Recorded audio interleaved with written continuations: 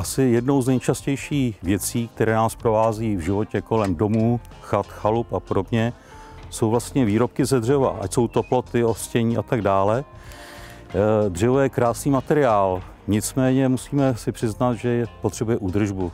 Dřevo nám nejvíc trpí tam, kde se nám nejvíc opírá sluníčko, většinou to bývá jižní nebo západní strana, a zároveň také tam, kde nám na to prší, co znamená, že nátěr nám většinou degraduje, co znamená zkroutí se, spráší se.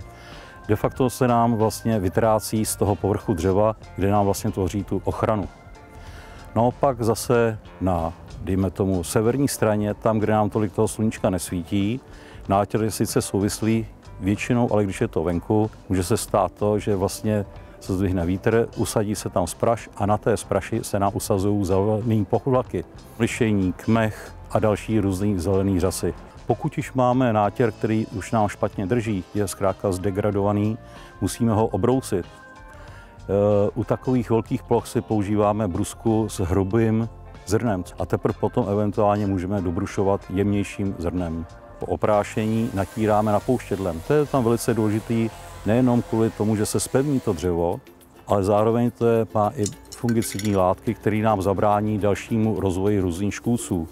A po uschnutí a vytvrdnutí nátěru můžeme jemně přebrousit opětně smirkem a jdeme na nátěr s vlastní lazurou. Pokud při práci narazíme na smůlu, která se nám může objevit pryskyřice, která se nám objeví na dřevě, stáhneme ji hranou špachtle a vymyjeme potom následně ředidlem. Asi nejlepší k renovaci dřeva je lazura. Ta se nám vsákne do hloubky dřeva, krásně nám ho obarví a vlastně nám ho i ochrání. Pokud náhodou bychom potřebovali i prodloužit životnost u sedacích ploch nebo u stolu, můžeme potom použít odolný lak. Na takovýchto velkých plochách, jako je tento podhled, bych použil vodou ředitelnou lazuru, protože nevím, jaký je podklad, jestli je vodou ředitelný nebo syntetický.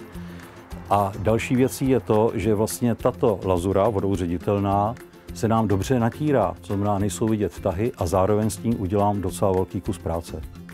Pokud již máme dřevo ošetřené a chceme zvýšit a prodloužit životnost vlastního nátěru, použijeme potom balzám. Ten nám zakryje veškeré mikroprasklinky a prodlouží nám tam životnost. A to nejenom vlastně u dřevěného tohoto zahradního nábytku, ale samozřejmě i třeba eurooken, eurodveří a dalších dřevěných výrobků.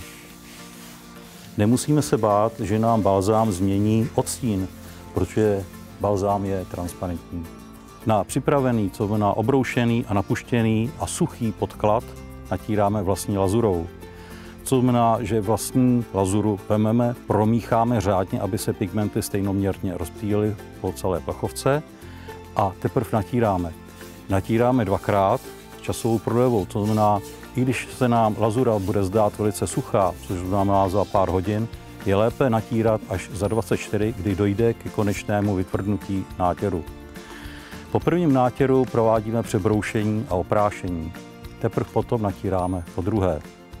Také před vlastním výběrem odstínu musíme počítat s tím, že s každým dalším nátěrem povrch dřeva bude tmavší.